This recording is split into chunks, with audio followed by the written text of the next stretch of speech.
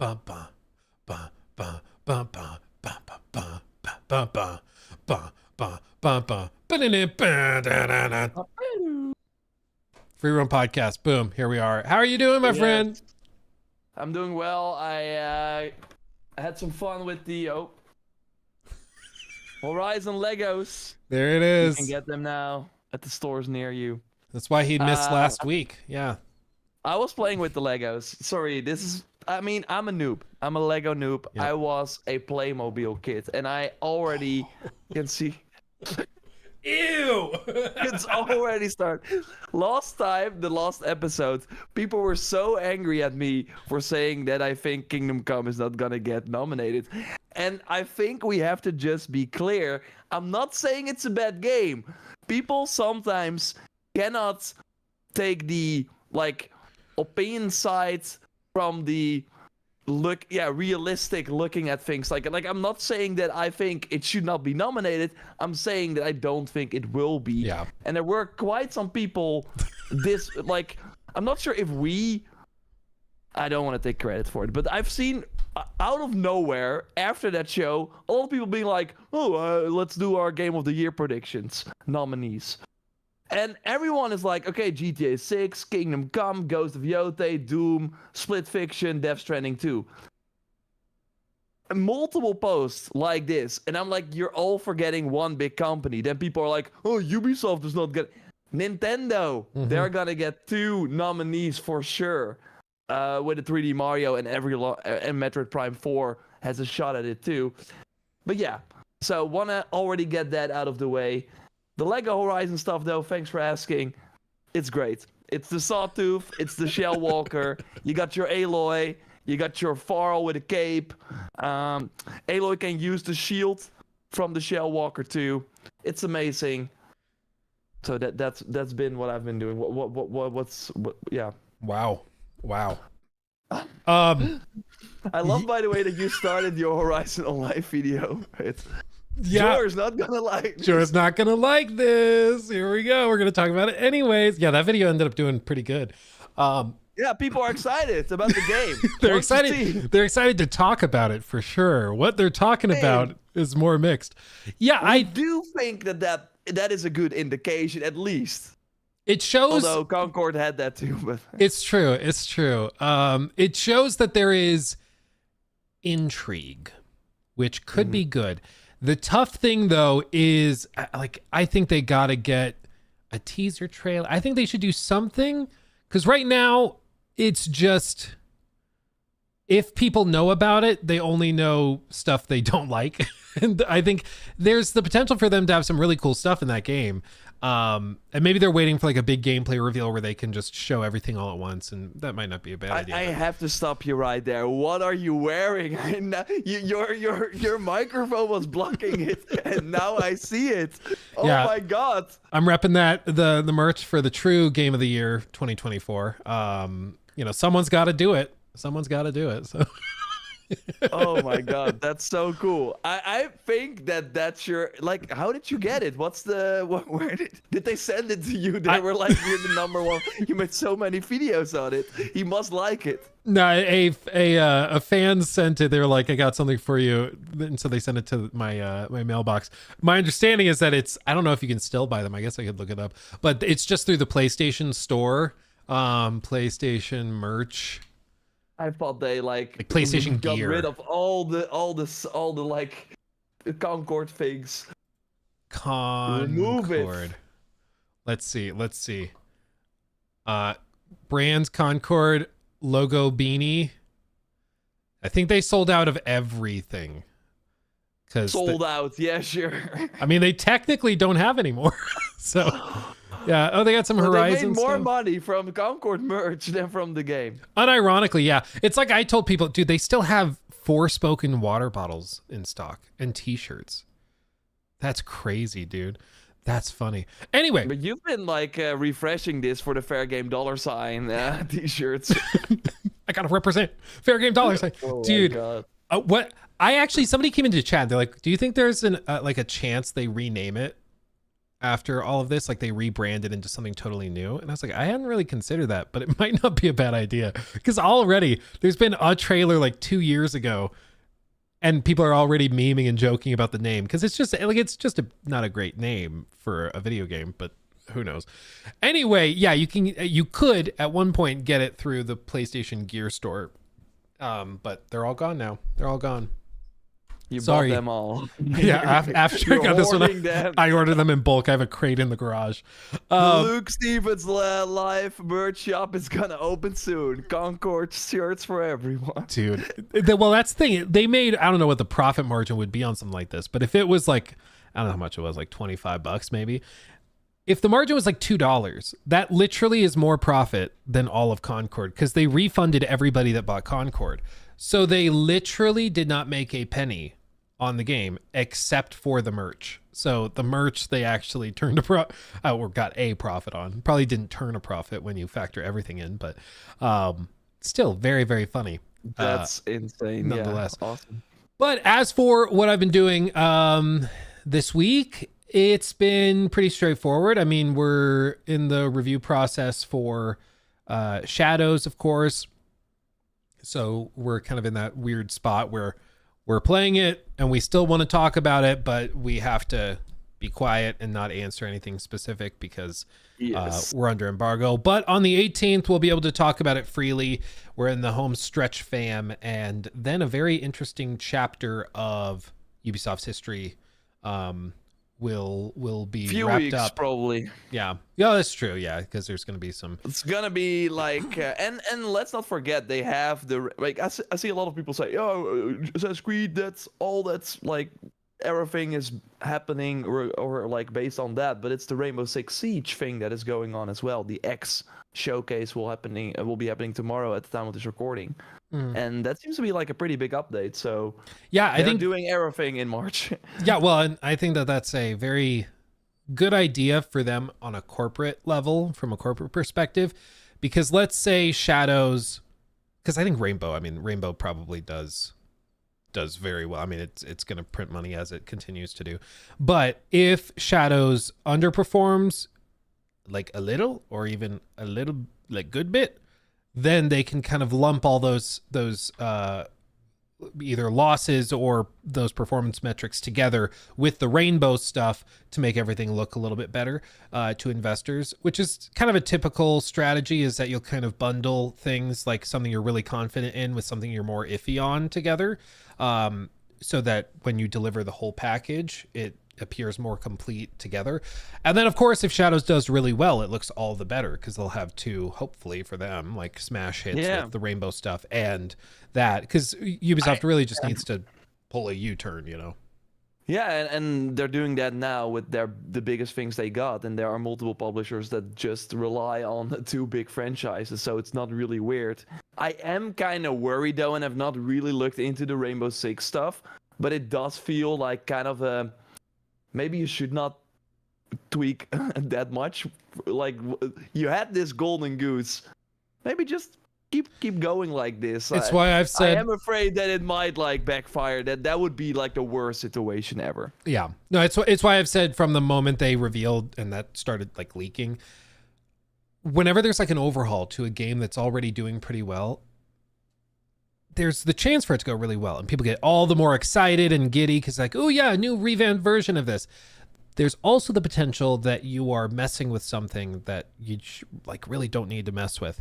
And whenever you do like a graphical overhaul or you do this or that, you're talking about pretty foundational changes. For me, primary concern is like performance. Does that carry over? Are there going to be new bugs introduced that were previously like not there?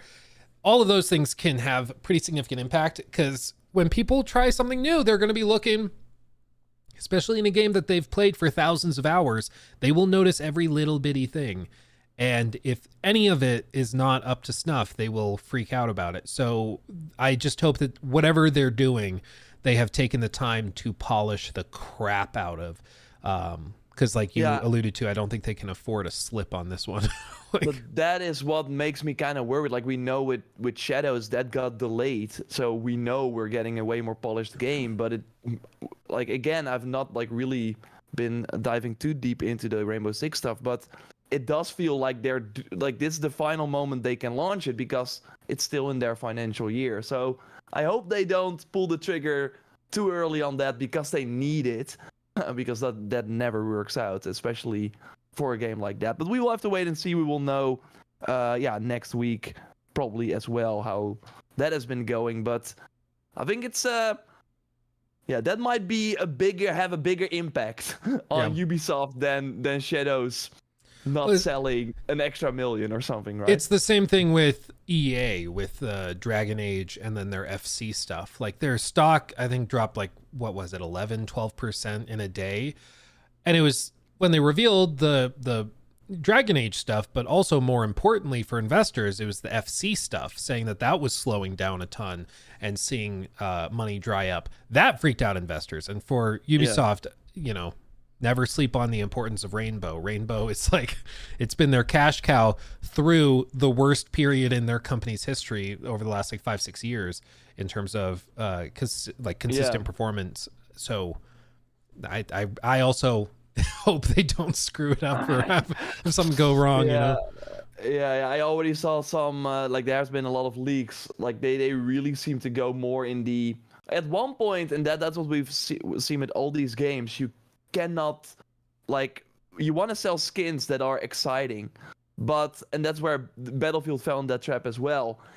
And then you go kind of magical, or you create like a robot armor, like crazy things. I'm not saying the robot armor in Battlefield, that's not what I mean, but it's like you want to sell, like Call of Duty has like unicorn skins and stuff, and that is like, it's something different. That is seemingly what people want to buy, but then you get this very uncohesive game that it's not the realistic shooter, the military themed, that we kind of saw before. And it seems like they might go in that direction too, and I'm not sure if that will go over well with the Rainbow Six crowd. But it will be fascinating. We will see very soon. But we will have, of course, our discussion on Shadows as well. Let's do some super chats because we already got quite a lot of that. Absolutely. Thank you, guys. To begin, before the stream even started, Sumaya came in. Benjamin Franklin once said, "There are 3 things certain in life: death, taxes, and Jor hating on Death Stranding." It's true. I do remember reading that. Yeah, I already said Kingdom Come is not good, so it won't be nominated. We're just trying to get you canceled every week. One step at a time. No, but I'm not hating on that. Yeah. I did say on my stream Monday, I do want those 50 hours back that I put into it. So maybe I'm hating on it. Yeah, maybe you're doubling down.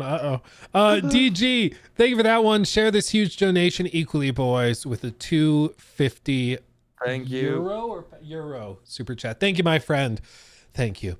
Sumaya, thank you for that super chat. Back in my day, DS stood for Dark Souls. I can read. Not Death Stranding. The state of modern gaming terrifies me. I feel that. Yeah. I mean, DS. I think of the Nintendo DS. Oh, sorry, nerds. That's old school. Jor's old, confirmed. Let's see, and then also Arik, thank you for that super chat. Why people hate on Rainbow Six Siege a lot? Do they hate on it? I think that it's a competitive game. Like that, I think that's mostly the reason. It's hardcore. Yeah, I mean it's not one of those games you play just to like relax and chill. You're playing it, you're sitting forward, you've got your team and your squad. People take it seriously. And if you're going in there to just like kind of mess around like Marvel Rivals unranked, it's not going to be that fun. So that's probably part of it. Same with like League. League is also one where people keep playing it. Yeah. Everyone's like, I hate League. Log in. Yeah. Well, okay. While in the queue for League. We have Spartacus saying, you did not like Death Stranding, but you're sucking up for Assassin's Creed Shadows.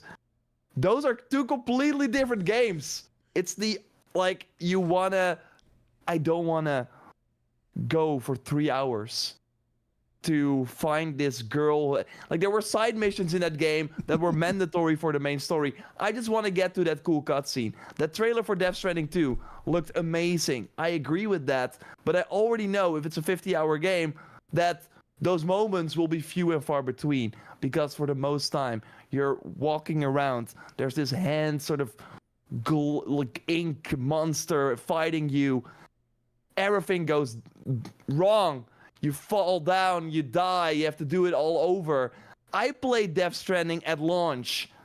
I don't want to hear anyone say I played the director's cut. You got your freaking wheels and you got your, I don't know, everything was automated back then. I played the hardcore version before release. He played while you were in diapers. Exactly. And it was no fun. It was, I had to work. It felt like work, but I did not get paid. That's what it felt like. You paid them. Yeah. That's foolishness. And they had Monster Energy in there, and they removed it. A sin. Yeah, everyone, foolishness in the chat. That's what that is. Damn it, Kojima. It's funny, though. It's actually genuinely funny to me because I am kind of the opposite. I really like the relaxing nature of the gameplay. I like just doing deliveries, hiking, that type of thing. And it's the dialogue that is a total turnoff for me in Death Stranding. Like, I just can't with Kojima's writing. Like, there's only so many rambling, like 35-minute speeches of characters just pacing, rambling about stupid crap. I can't do it. At some point, I'm like mentally checked out. And yet, for me, it's a rainy day game. That's what I've defined it as. Like, for me, it's one of those games I play when I'm just like, I want to turn on some South Park on my phone or other screen, whatever. And I just want to go wander around, deliver some packages. And for me, it kind of fits that vibe.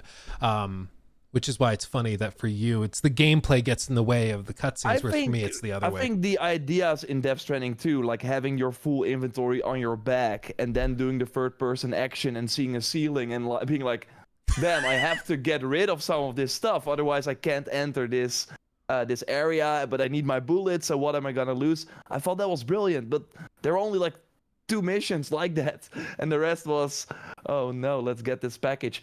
They did have the tall neck though, the hologram tall neck. That right there is worth like 4 Metacritic points. Yeah, no, that was great. So that was like a nice light point in the 50 hours of dread. No, but I get if people like it, but it was also the review process, because I don't know if I'm not sure if I ever told you this, but I'm also not sure if you ever heard this, but they said you have to finish the game before you can make your review. You were not allowed to make a review if you did not finish the game. Now, obviously, it's good to finish a game before making a review, but they never say that you have to. So we had to give our PSN accounts. I'm not sure if they were like checking it, but you could only they really crazy. said, you have to roll credits, and they knew because the ending sequence was pretty awesome. And you kind of needed that to, I mean, you would still at the end be like, what the heck even happened? But it was pretty cool, those final moments.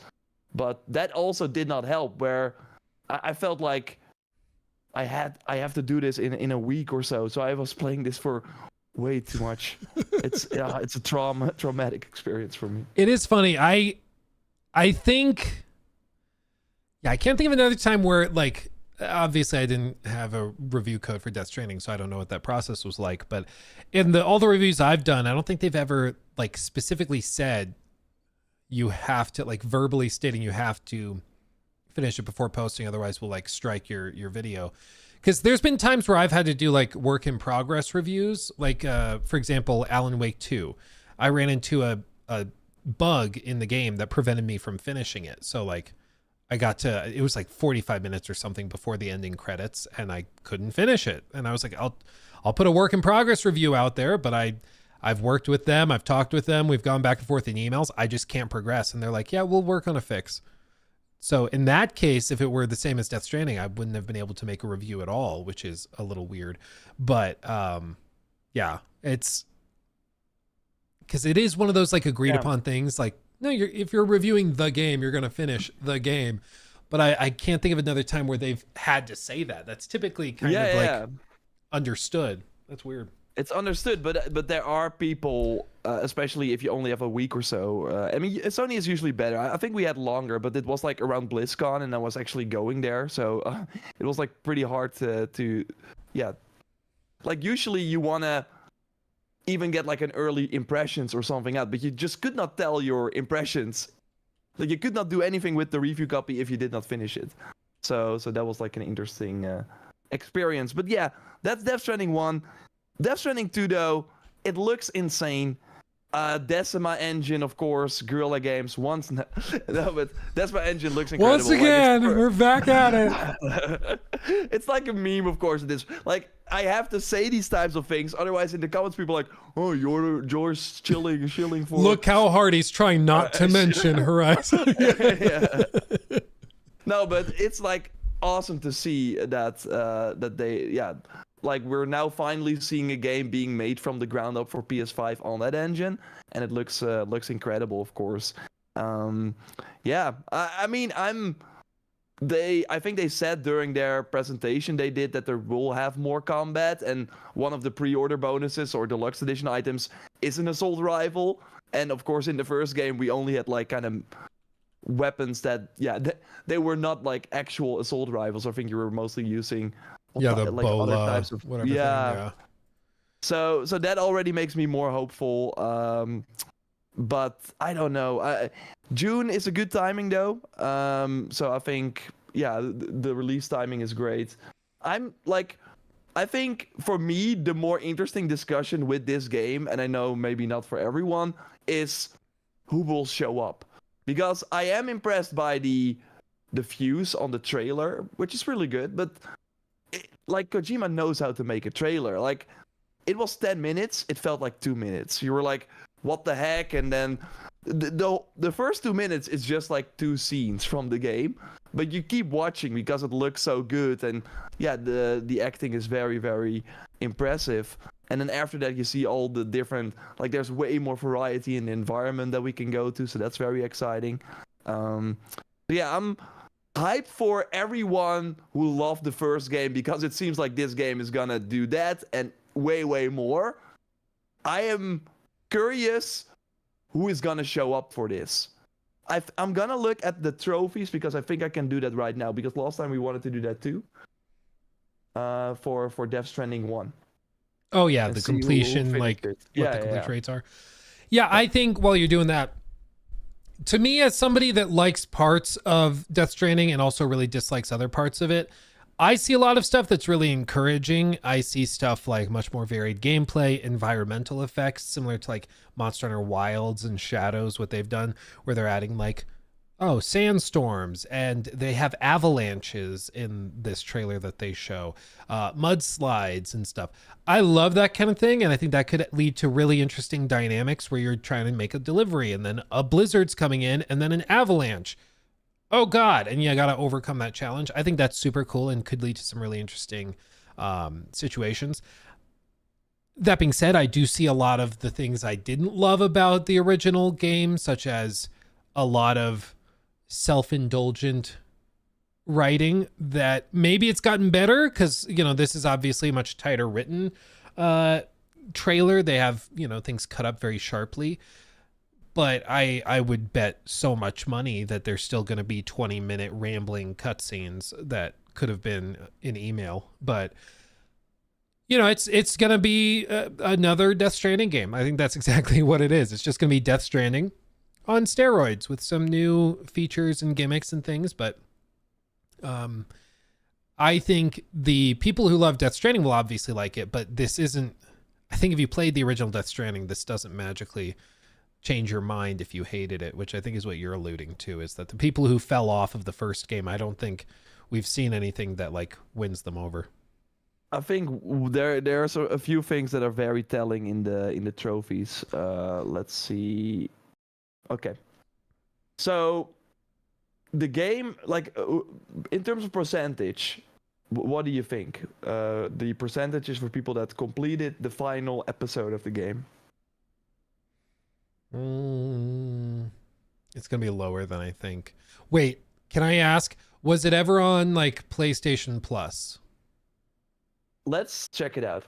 because that could really inflate the player numbers, which I could don't therefore think it was. because basically the reason I'm saying that PS Plus Extra.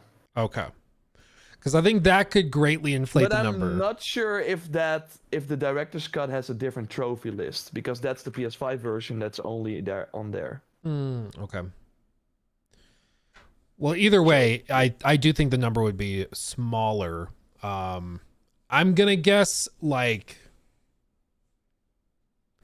9.8%. Ooh, no, it's actually 22.9. Okay. I was braced for you to be like 3%. Okay. No. So that finished the game. So if it sold like a couple of million, that's still 2 million. Probably that finished. Not less, but that's still pretty good. They did say the numbers, but of course it's on PC and on Xbox as well. I think what's more telling though, and I do think, and of course, I hope this game is going to be super successful, but I do think this will be important. So let's see, I'm gonna grab the window right here. 91.4% did the prologue, and 72.8. So that's a big drop off. Completed episode 1. Wow. Then episode 2. So okay, so you have already a drop off of like 13% from the prologue to episode 1. Then episode 1 to episode 2. 77.6% finished episode 1. 42.9% finished episode 2. So that's a drop off of more than 30%. So a lot of people bought this game because they were like, I'm a Kojima fan. And remember, that opening part is dreadful. It's really, really long, and you don't have a lot of tools yet, and it's not great. It's very slow, They lost 35% of the people from episode 1 to episode 2. And yeah, those people that sticked around.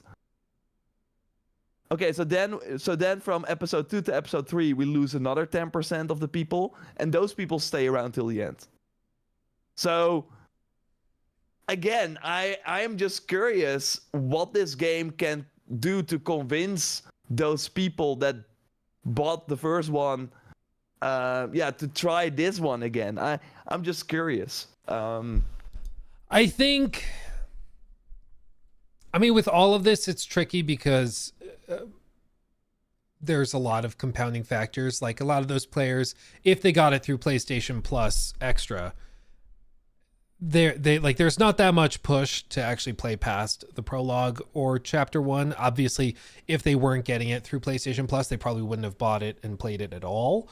But still, I think the drop off is notable. But I would expect if there are different trophies. I think that's a different trophy list. If it is, and like, so if this is actually people who like bought the game and actually put money up for it, to see that big of a drop off would be,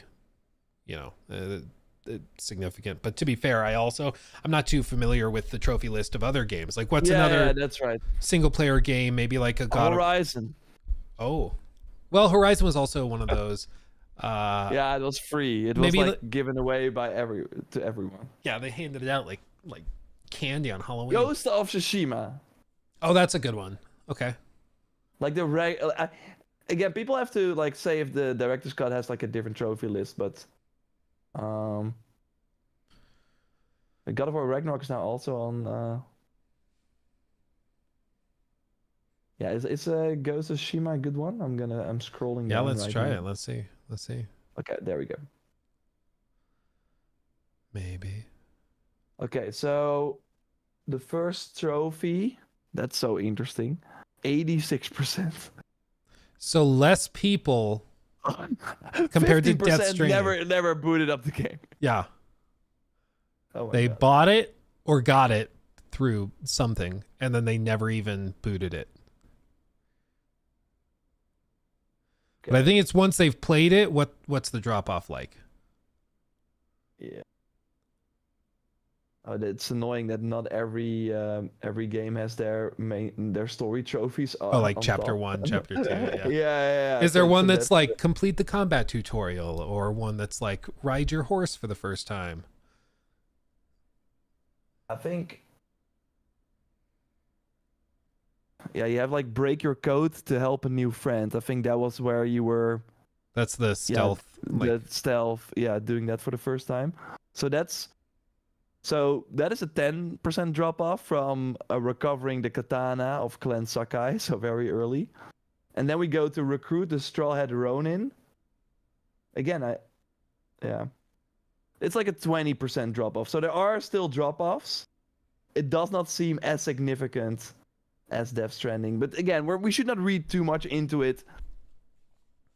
Either way, I think the sentiment is interesting, but we should not read too much into it and focus too much on it. So I wanted to bring it up, but no, that's fair. I think the sentiment though, which is that Death Stranding, I feel like the hype for the first game was extremely high. There's people very hyped for the second game, but it might just be that it's 2025 and there's a ton of stuff coming out.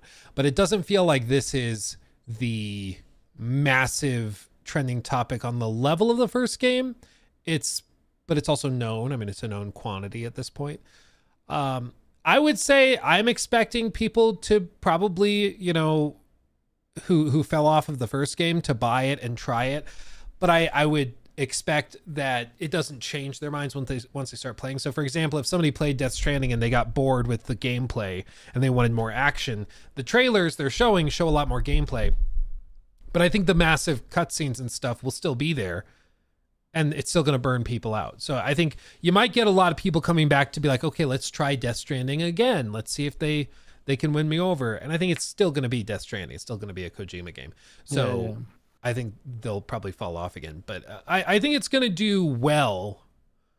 I don't personally expect it to be on the Game of the Year list. Maybe this is where I get canceled in the comments. Yeah.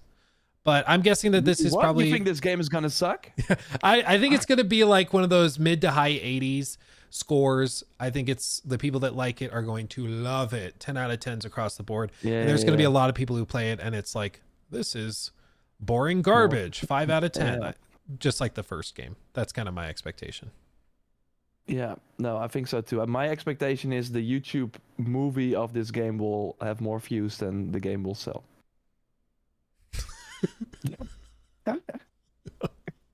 Is that true of the first one? I don't know.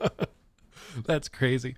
Yeah, we'll see. But I don't think it'll be a bad game. I just think it's going to be Death Stranding. I think some people are going to love it, and a lot of people are going to be like, what is this crap? And they're just not going to get it. Days Gone 2 would have done better than this. I think on the mass market, yeah. Yeah. But I also think that Sony... Deacon was robbed. I think it's easier to sell to a mass market audience, like a biker running away and killing hundreds or even thousands of freakers. I think that's an easier sell than... Well, they're people, but they carry babies on their stomachs and they cry tears of black goo. And then they fight gigantic tentacle monsters while in these weird tar slime mechs. And they also all are crying for some reason. And yeah, like I just think it's way easier to sell the zombie game. Yeah, potentially. Like, I hope we are all wrong and that it's really okay, those delivery moments, because one of the lines in the trailer is the deliveries are now automated. So you still see him carrying stuff. Yeah, I know, but that's maybe the deliveries were automated at the end of the second. Like when you're done, they'll be on. The timeline's confusing. Yeah. It's no, but I hope because I do think one of the cool things they're adding is, of course, this sort of doll, this puppet on your waist. Kind of gives me Mimir vibes. The doll that looks like Alan Wake. In a way, yeah. But like, because that was also a thing, you were just alone, and I know, like some people like it, but I do think a companion that you can just talk to and kind of has some interesting things to say would help for me at least. in those otherwise boring moments. Yeah. But Death Stranding 2, welcome to the hate Kojima streamers. People say that in the No. chat. That's not true. Like I'm so happy Kojima exists because that trailer was amazing. Yeah. And there's just nothing like it. Like he is just one of a kind. I do think with Death Stranding though, they gave him too much rope. Like it was too much like hands off. I do think it's good to. Yeah, my stance has always been I think Kojima is a big picture idea guy, and he's brilliant in that regard. But he has no clue how human beings talk. And so his dialogue is laughably terrible. I mean, there's some monologues in the first game that would receive a failing grade in any playwriting or writing class that I've ever taken. And it's just because he writes a lot and he has no one to trim it down. So, I mean, I've been through it before, but that's my stance. Is I think he's great if somebody's there to also reel him in. The problem is there's no one there to reel him in. So I think Death Stranding with an editor, for me, could easily be like a 9.5 if they could tighten it up. But he doesn't have that because it's Kojima Productions and he's the guy. So you're going to do what he says. And so he writes a 15-page monologue and it's like, bro, people are going to mentally check out. He's like, yeah, well, it's supposed to symbolize purgatory. So you're supposed to feel lost in space. It's like, okay, either way, I'm still bored, whether it's art or not. I'm still bored. And then he's like, how many times does your name appear in the game? Yeah. That's right. He's like, I wrote the credits. I'm on the credits 15 times. Yeah. Edited by Kojima. Yeah. Prepared for editing by Kojima. Rendered by Credits Kojima. by Kojima. Yeah, credits by Kojima. Yeah. But I see people say Kojima made great games. I'm not like right now for me, Kojima is more a trailer guy because I just don't like his current work. But obviously Metal Gear was amazing. And it's fun that he has like some nods to that, of course, in this trailer too. I mean, he's just straight up Snake is here. Yeah, now. no, yeah. I mean, I'm saying nods because Konami otherwise will sue. More us of a headbutt. Yeah, it's more of a headbutt than a nod. Yeah, no, you're right. Yeah. But I'm more excited for what he like. I'm excited for Death Stranding to come out. Because then he can finally work on something that does sound appealing to me, which the espionage game that they're doing. I totally think that Herman was like, yo, can we do like another, like, why don't you make more Metal Gear, but only for PlayStation? He's like, sure, but give me first a couple $100 million because I got some friends that I want to get into the new Death Stranding game. You gonna do another Death Stranding? That first one didn't do that well. I mean, we canceled Days Gone. And yeah, that sold just as much as Death Stranding. If you want me to do the espionage game, you got to give me the okay. You scratch my back, I scratch yours. Yeah. Yeah, exactly. So that's probably what's happening. But yeah, I'm excited for his next game. To respond to this one, Crash says Death Stranding 2 was not made for a mass market. It was never the point. He made it for passion, not for massive sales. I can understand that, and perhaps that explains a lot. But all we're doing is we're discussing like how this game does on the market that is mass. And so and if we're comparing it to like, Days Gone, I as I said earlier, I think Days Gone would be easier to sell, which it seems you're agreeing with, which is cool. But I think at the end of the day, Death Stranding 2 is a great like conversation piece game. Yeah, they're insane. They are an acid trip that you're able to buy over the counter. And as somebody that likes the first game in many ways, I just think the game could be even better with a couple of basic adjustments to the process, with an editor to help him write dialogue, for example. But I feel like Kojima's fans will never, like, everything he does is wonderful and fantastic. And I mean, you can even see it to a certain extent in some of the comments in this stream where the idea of critiquing Kojima or suggesting that Kojima's bad at something is like horrifying. You know, his dialogue is great. It's an allegory for a metaphor. It's like you can't critique anything because it's all part of the artistic process. And I'm like, cool, that's great. It's still not great dialogue. Like, it still makes people fall asleep. And if you are writing dialogue that people mentally check out of, something went wrong because the results speak for themselves.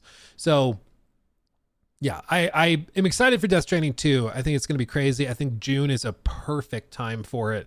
Nothing else is around there. There will be pretty much nothing else after that in July would be my guess. July's always dead. And so they're going to have basically a month all through July until August to just dominate discourse and people's time. So I think it's a perfect time for it to release. Probably does pretty well. I think it does. Probably not like long term. It might do as well as the first game, but I think it's going to do well. And as Jor said, it'll clear the way for his next project. And I think it's gonna like revolutionize the photo mode. Did you see that? Did you see the photo mode? In this game? I don't know, man. It was some time ago. I saw that because they're like, oh, the NPCs all pose and move and stuff. I know some people got like so excited for that. To me, it looks like it would be way, way harder to capture pictures you actually want to take. Like, I don't really get it, but I'm also not a photo mode person. Yeah, I don't know. I don't know if it would revolutionize it for me. It just looks like dynamic posing, which I'd probably turn off if I was trying to capture a picture for a thumbnail. It has already influenced Stellar Blade because Stellar Blade has this as well, but then you can just be like, okay, now you do poses, or now you like focus on the character and then they move, so you have like a bit more control. But I think it's just like fascinating to look at because it does feel less static, because a lot of the photos from NPCs usually, or in like a pose that is really just a pose, like static, never really feels great. So I'm liking what I'm seeing here. So Crash says he confirmed that the photo mode will impact the story. How? If you're like Jor, you doubting him? No. Are you doubting him? Like how are you gonna do that? If you're like this you spent like 3 hours watching these girls dance on a motorcycle. Kojima's like, we have to give them what they want. We have to give them what they want. Watch them. Wow, dude. I can't. Kojima candle when? And what is cool? Oh, wow. Does he already have one? Luke reaches in this closet. Oh, wow. It's a Kojima candle. Who do you think you're dealing with? Do you think this is my first time? I'm like curious who else you have there, because this was too quick. Oh my god, he lights the candle. Wow. Praise be. Everyone in chat, praise be. Praise be. Praise be to Kojima. Amen. Sorry, Todd. There's a new king in town. There you go. Praise be. Like I'm at least happy that with Death Stranding 2, they're adding this photo mode. So yeah, we will probably get that in Horizon as well. That's it. Yeah, sorry, I got a little distracted there. Yeah, anyway, we'll talk lots about Death Stranding 2. It's coming. There's going to be, I'm sure there's probably like demos or something at Summer Games Fest, because that's the Jeff Keighley event. So I'm sure there's going to be stuff like that. We probably then already have the game. Oh, maybe. Yeah, you never know. Because you need to finish it. Can you imagine journalists and reviewers finishing games like skipping Summer Game Fest because they have to finish it, otherwise Kojima will send these red ninjas to your house. Yeah, Troy Baker shows up, starts playing a guitar at you. Just I heard you didn't finish the game before you reviewed it. Bastian Gomez, stop trying to make Horizon happen. Sorry, man, it already happened. Yeah, it already happened. You know what? We gotta just briefly touch on that. Did you watch our stream clip about the Horizon Online game? I mean, I saw the opening, and you were directly talking to me, and I was like, I don't think I can handle this. This is too meta. It's too meta. But to be fair, I already made a video on this too. It will go live on on my React channel very soon, where I show like that tiny picture that I looked at your time bar, and there was one peak, and I was like, what happened here? Yep. And you showed that image of that character. Yep. Yeah. Let's hope that's not happening. Oh Please. yeah, that one. Yeah. I'm If you surprised. know, It you is know. funny If you that know, that's you the know. big spike because everybody rewound, paused it, and was looking at it. Because like straight Like, up, this can't be real. This can't be real. I'm wearing a shirt that is for a game that was in large part mocked into like being stripped off the stores and refunded. It was mocked in large part for the character designs, and I'm just saying, if these leaks are to be believed, they are screwed. Okay, I'm just being real with you, man. There is no way anybody is like, oh yes, that's great. I don't even know how you draw someone of those proportions. Like, it's John Goodman stretched double wide. Like, I can't even believe it. So, and like they had models and they had the full armature for the animations and stuff done at this point. People who are like, oh, I think they're going to pivot off of that. Like that leak was 2020. It's 5 years ago. Yeah, but what are the Lots odds of they change. just like undo everything visually? Like, maybe to be fair, there's been lots of stories in the last handful of years of like even Marathon was doing this like last year, where they were inviting streamers and press to see the game and offer feedback. So there's the potential maybe they got feedback back in 2020, 2021 that was like, guys, I don't think that this art style is going to be received too well, especially from the Horizon audience that likes the visual fidelity of the main games. I hope they do that. I really hope they bring people from outside their studio. And like, I really think, and as a like getting realistic for a moment, I do think it's good for them to, they are in a studio surrounded by Horizon things. They get a lot of fan art because there totally is. 90% of it from Jor. Yeah, exactly. I use a lot of different aliases so they don't know it's just me.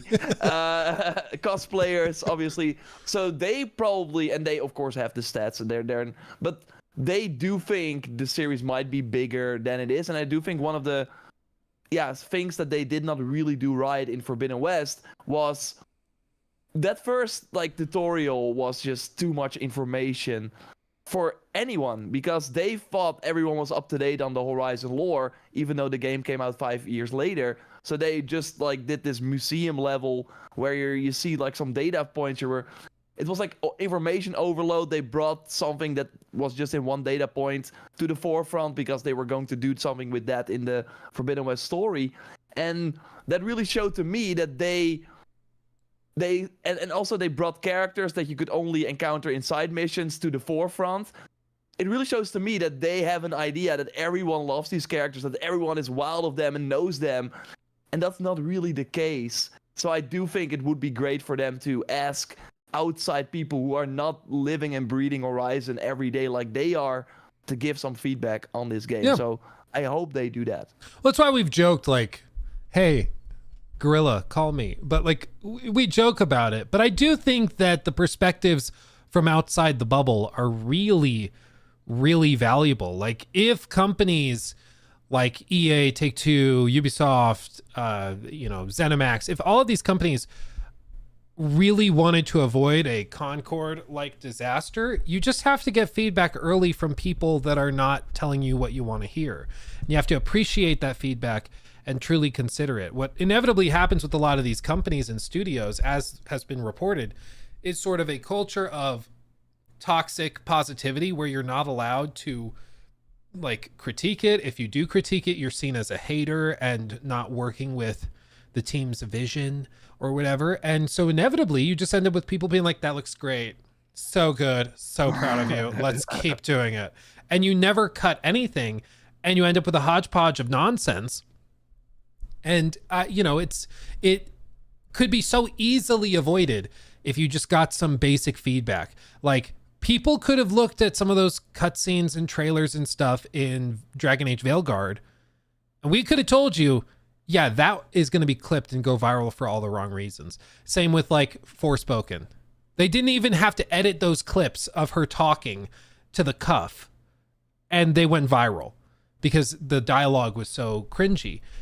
And that's something they could have avoided by just letting people see and get access to it initially, but specifically seeking out gamers that are not part of their bubble already. Yeah. And so I think with like the Horizon thing, I do really hope that they got feedback early, that they weren't just listening to yes men and women. But I mean, this is one of these comments on the video, I think points to the core like concern that I and many other people have from INF Peace. Remember, Sony truly believed Concord was a premium live service game. That should raise skepticism, which I think is absolutely true, because just last year, the same corporation that published Concord, or that's publishing this, published Concord and thought that was a premium live service experience. They said, according to reporting from Colin Moriarty, alleging it was going to be on the level of Star Wars. Of course. I do think it's kind of different because that was like a brand new studio. They were trying to get the funding, and Sony came in and they were like, whoa, this is amazing. I do think, I hope, and I mean, I think we can say, even if you don't like the Horizon games as much, they are quality products. Like, they are an 8 easily, and they look amazing. They play really great.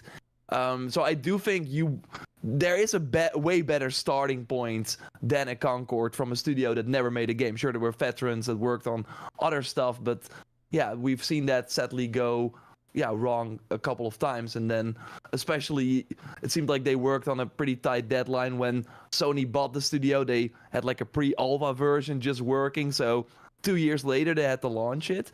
So there were like many things going wrong. While on the Horizon side, my worry mostly is that they are taking this way too seriously and are having very unrealistic expectations. Because, of course, why you talked about the Horizon Online game all of a sudden, why it's kind of in the news again, is because they had the Bungie designer, the lead designer, go to that studio.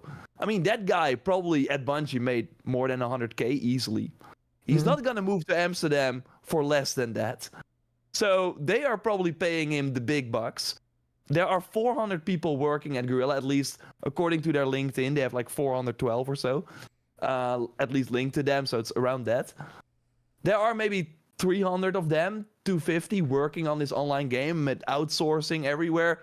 This is like bringing in a person like that too.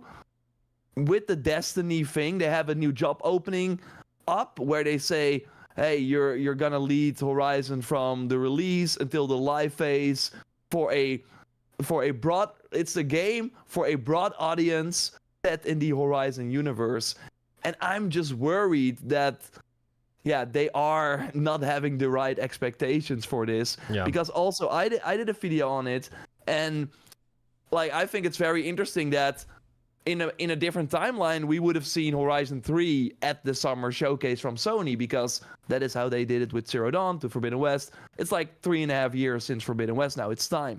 But no, they're doing the online game. And I'm seeing in my comments from people that are mostly single-player gamers, I don't want Horizon Online. I just want the third game. Yeah. So if you cannot even reach that core audience, if that is all, like, those should be a lock at least. Because you want to reach a new audience, you want to have a big starting point. So I hope they realize that not everyone from the single player game is gonna come over. If this is if you want to hunt the Thunderjaw, you need 2 friends.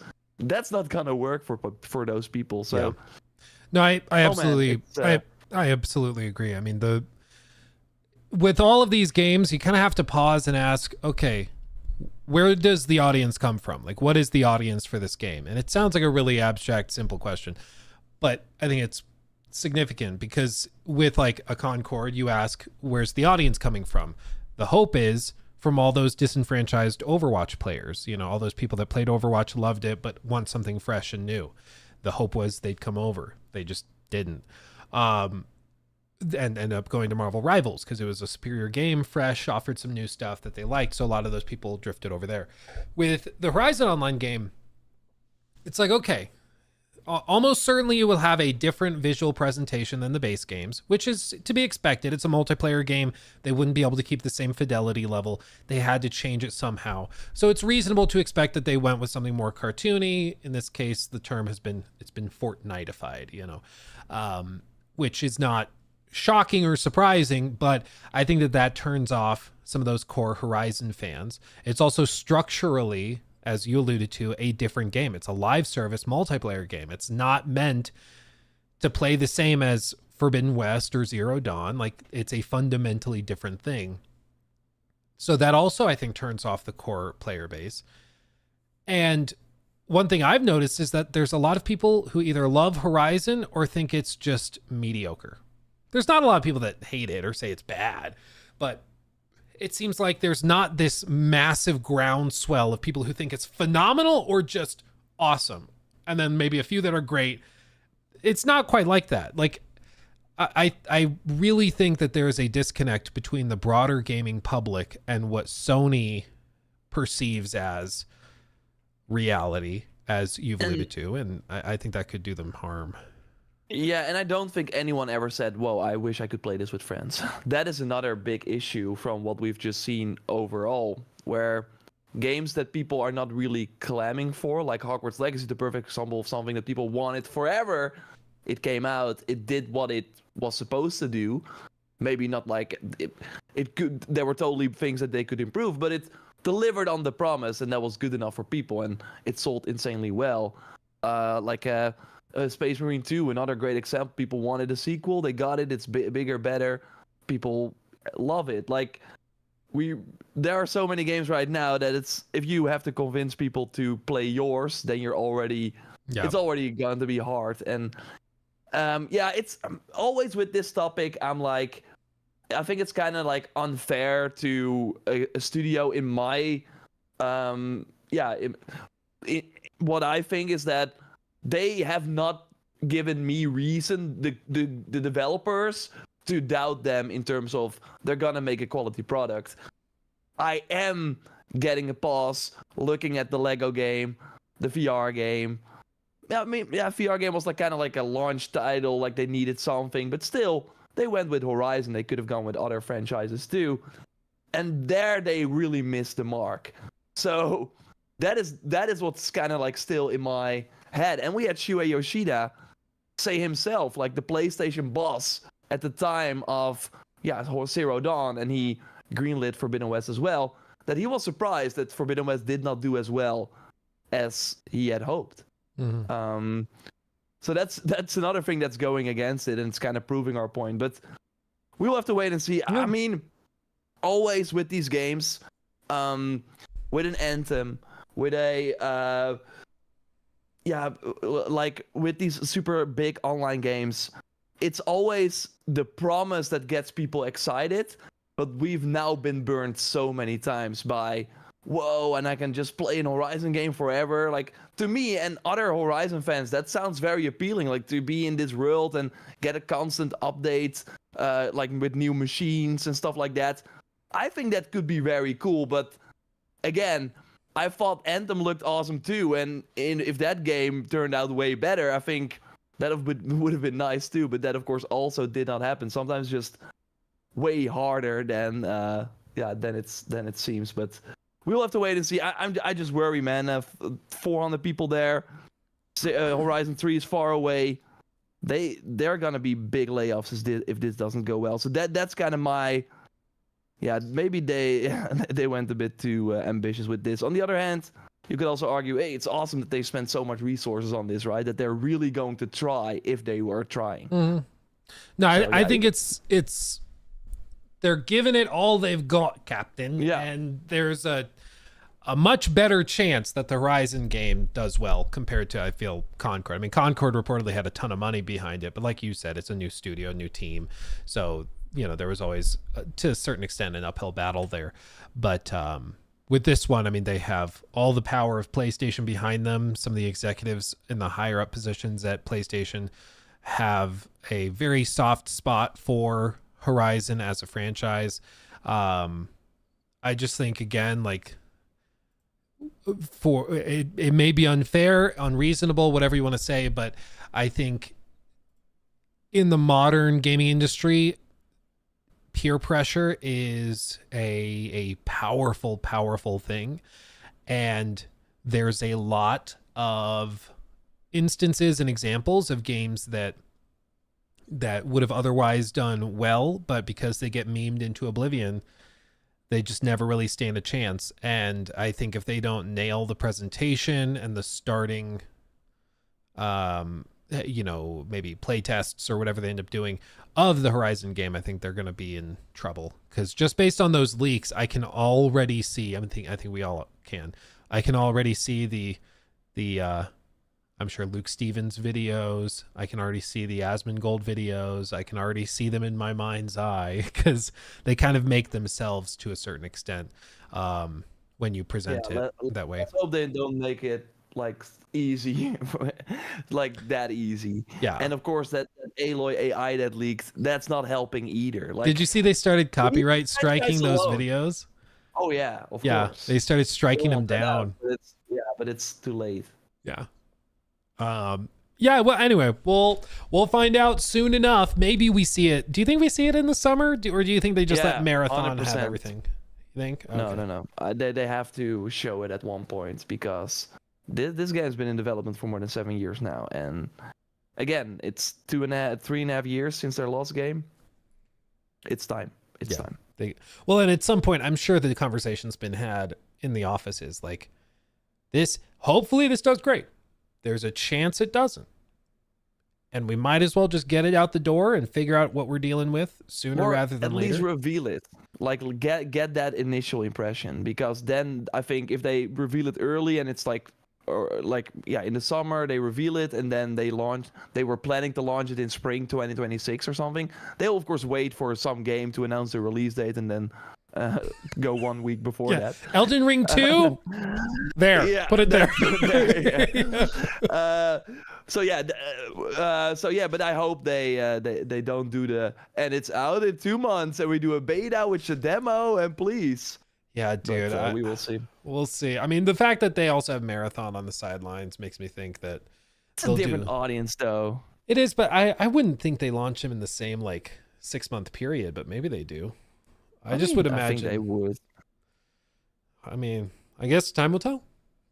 We'll see. Lots to talk about. Speaking of talking about, let's catch up on Super Chats, and then I want to go through some Xbox tidbits, because I think there's actually... I saw something else as well. That's kind of Ubisoft share... No, wait. There seems to be a discussion, or apparently both EA and Microsoft are in discussion to acquire some IP from Ubisoft. I saw that one. Yeah, it's the same shareholder group, AJ Investments. Oh yeah, that are not they always are pissed off about something. They're always they own less than 1%, right? Yeah, they own a pretty small chunk, but yeah, they have less than a 1% stake. But they are regularly the ones that are calling for the Guillemot family to be ousted and pushing for the company to go private. Not and stuff wrong, like that. Maybe. It's funny though that it's always this group, this AJ Investments. They are always the ones that are leading the stories. But they are pointing to a restricted article published by business investment platform Merger Market. I've not heard of that before, but it's not like they are the source. There is another source who said that discussions between Microsoft, EA, and others that are interested in acquiring IP from Ubisoft has taken place. Specifically IP, not Ubisoft, which is already, it's been rumored and speculated before that they were going to do some major restructuring to split the company. And maybe, the Guillemot family controls this one and Tencent is in charge of this one. They split it up like that. What those IP are that they would sell out or sell off. I think that's interesting to kind of speculate on. Yeah, do they sell off the division if they also are willing to take Beyond Good and Evil and Just Dance, but then they keep Rainbow and Assassin's Creed? I'm not sure. I think they should just keep Rainbow, Assassin's Creed, and Far Cry or Ghost Recon, and then sell the rest. Yeah. Goodbye.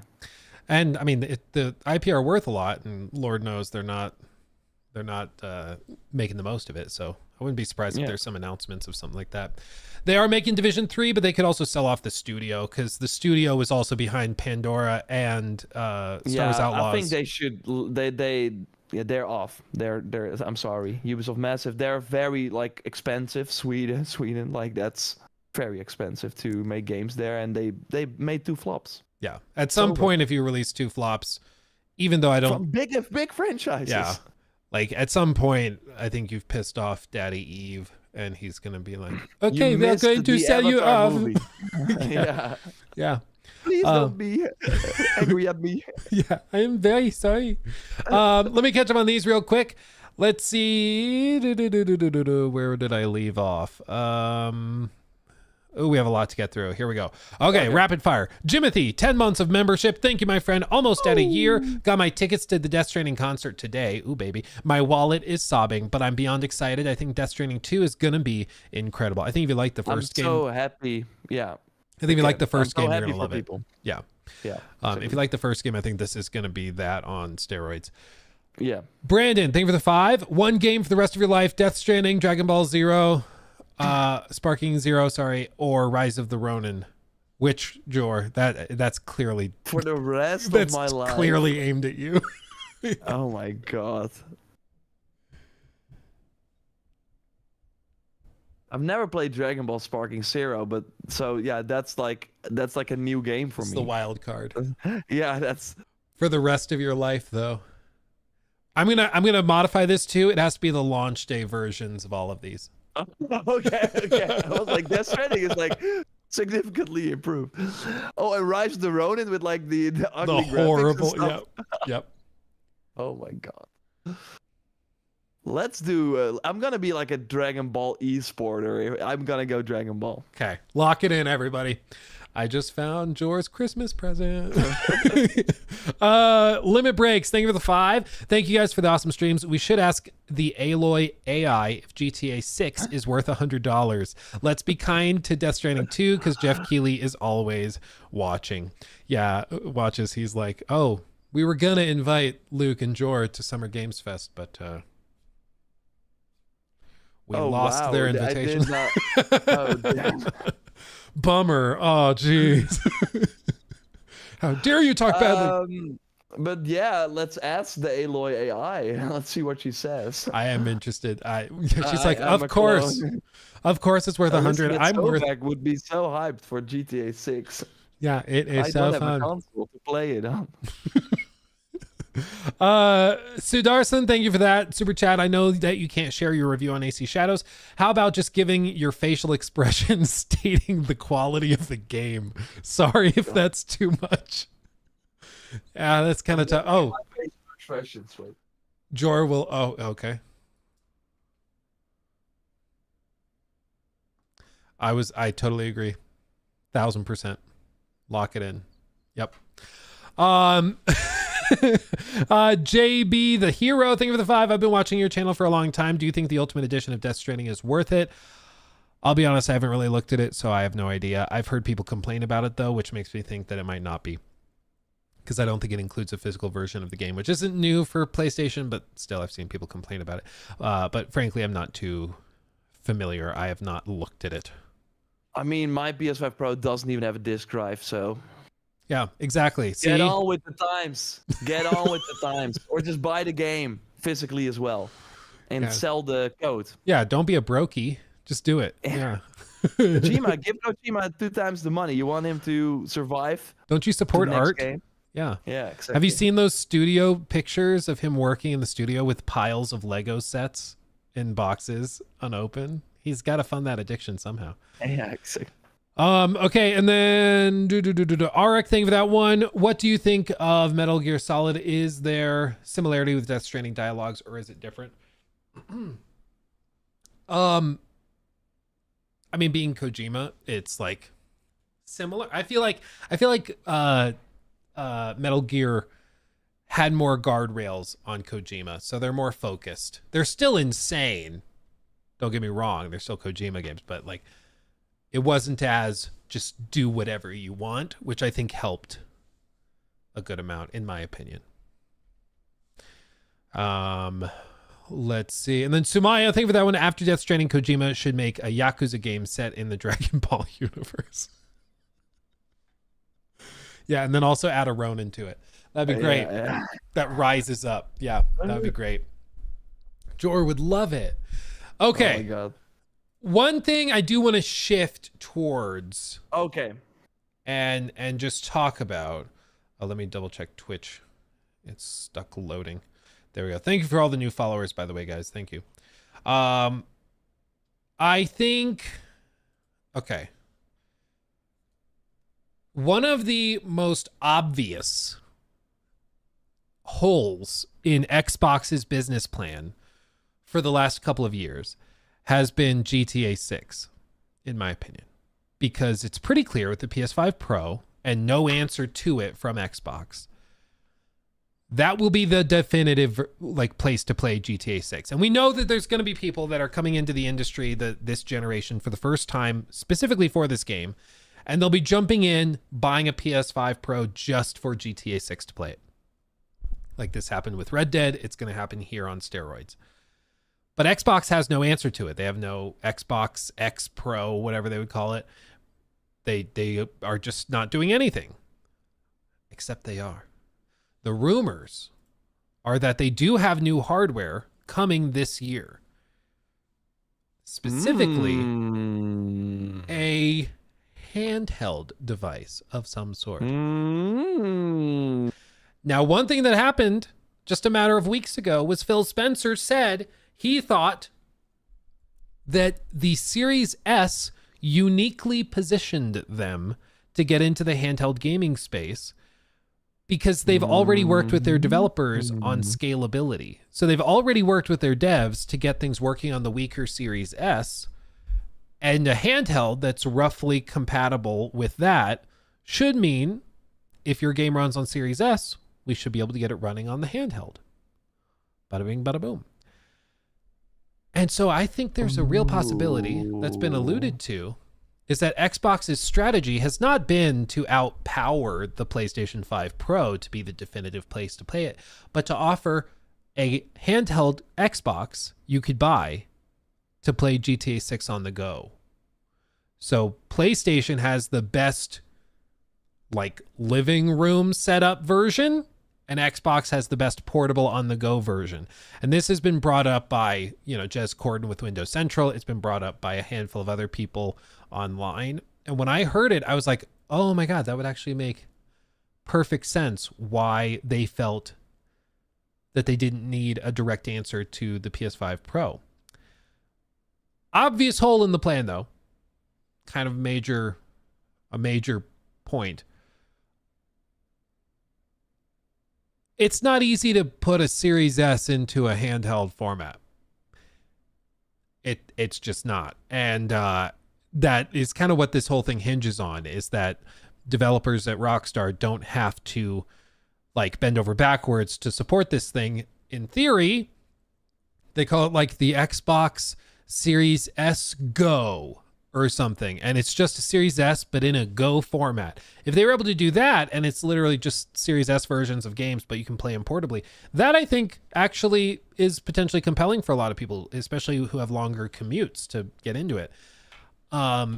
Whether they can actually achieve that is another big question. Yeah, and it's worth noting that the rumor right now is that they are not making it themselves, but Asus is making it. Yeah. Project Canem.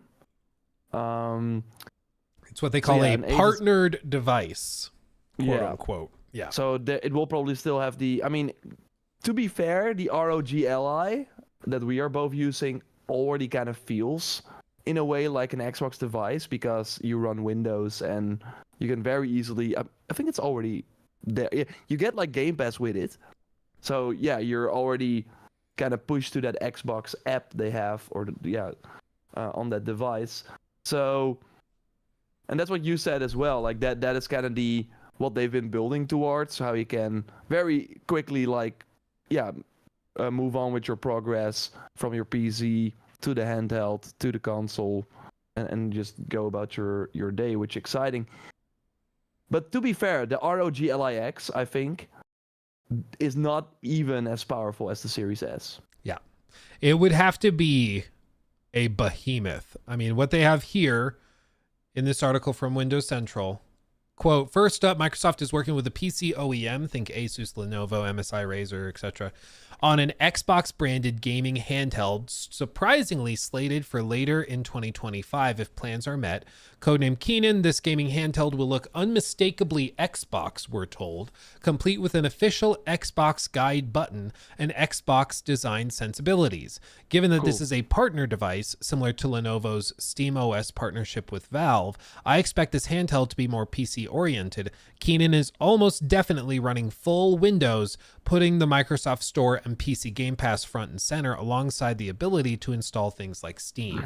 And if this is literally just kind of an ROG Ally, but with an Xbox button on the controller, that obviously kind of takes this out of the realm of what I think is would potentially be the easy selling point, which would be that it's just one-to-one, easy for devs. If you can run on the Series S, you can run on this thing at the roughly same level of quality, and it's just, kind of a no-brainer. That would be the dream. That would be the dream.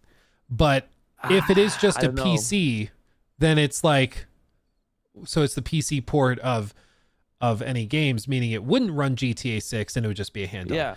Now, because that's what the ROG is right now. You can you of course you have cross-buy in a way where it's the same game, but it is the PC version. So if a game is not on PC, you cannot run it on the ROG. Yeah, and that's why I think this, of course, most of this is like leaks and speculation, to be clear. So they could surprise us with something out of left field. But I there's also, software is always the last thing to leak with these types of things, because hardware, it's manufactured, you send it to the manufacturer, it leaks, you see what it is. Software is always the last thing to leak if it does, whether you look at iPhones or games or whatever, because it's easier to keep locked down. But with this, if the plan is to just run Windows, then obviously there's no benefit for like a GTA 6 launching adjacent to it, because it's not on PC. But if they are running the rumored like Xbox OS that they put onto this thing, and maybe it has two separate launch states, maybe when you boot it up, you press, do you want to launch in Xbox mode or Windows mode? And you select which one it launches into, and you can play the Xbox experience and Xbox games and ports through some wrapper to make it work, similar to how SteamOS has things in a wrapper that makes it work with Linux, or they do something else. But obviously, like, this is a massive hurdle. In theory, you're right. The Series S is like 200 watts to 300 watts. The ROG Ally is 35 watts max. Absolutely. Which is why whatever this is not just going to be like a Series S, with handles on the side. Like, that's not what we're saying that they would do. The goal is to get performance at, almost certainly a lower resolution, but roughly comparable in terms of what the port is capable of doing to a Series S. Whether that's possible or not, who knows? But I think if they were able to achieve that vision of Series S ports on the go, so devs don't have to do any more work, that's a compelling argument, I think, especially for people buying it for GTA 6 specifically. If it's just a handheld PC with a Windows or with a Xbox logo on it, I don't see that being a big deal. No, but then I'm like, okay, why call it Xbox? So that gives me a bit more, like, again, I think the technicality of it is, it seems too good to be true. But on the other hand, if you put it on as like another option for people to enter the Xbox ecosystem, right now, even though there were many cases where developers said, we want to put your game on the Series X, but the Series S holding it back, Microsoft was still like, no, we want parity between those platforms. So it would be weird for them to launch a new Xbox device and some games run on it and some don't. So, because otherwise they could just have it be a PC and not an Xbox. So it is interesting, but it kind of sounds like the wishful thinking we had with the PS5 Pro, where that's going to be the only platform that's going to run GTA 6 in 60 FPS. It's not. It's probably not. So it has Pisser though, Jor. Don't you know? Don't you want to play with Pisser? It's the only way to play. Damn it! I think it's an interesting theory, and I mean, I do think it would be wild for Microsoft to not do anything in the console space with a GTA 6 launching, because then you're giving the floor to Sony, and they're gonna eat their lunch.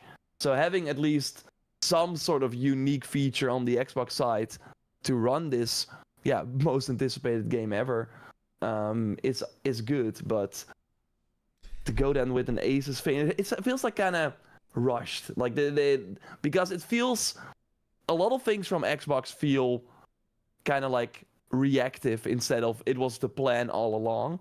And it feels like they were looking at these handhelds and were like, this is actually doing pretty well. Let's do it too. And then they start working on it. Yeah. I don't think it was a vision before Steam Deck was a thing that they would eventually do this too. And then they were like, okay, what is the fastest way we can do it? Oh, let's go to the guys who made the ROG Ally and work in a better capacity with them. Very reactionary. Yeah, exactly. I think there's also the opportunity, or the possibility that this is where they've ended up, but maybe originally the goal and the vision was kind of what I outlined, which kind of is just no duh, obviously. Like if you have a handheld device that just mirrors ports you already have, all of those games are supported day one, whether it's Indiana Jones, Doom, Starfield, whatever it is, all of those games work on this device now because they support Series S ports.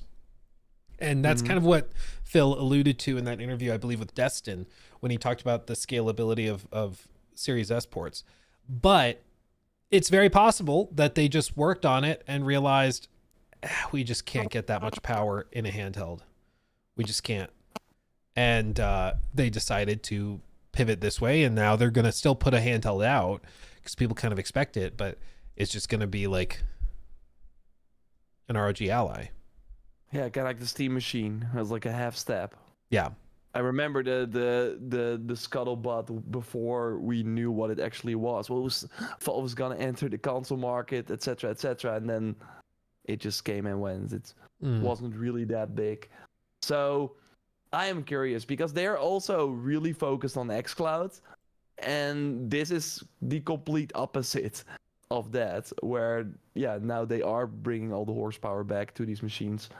So again, it's like a constant strategy shift, because I do think with xCloud, if they can have GTA 6 on xCloud, that is already, I think, something they can have over Sony, because then, like they said, everything is an Xbox. You can play it on your fridge if you want, or every other device. But I don't know.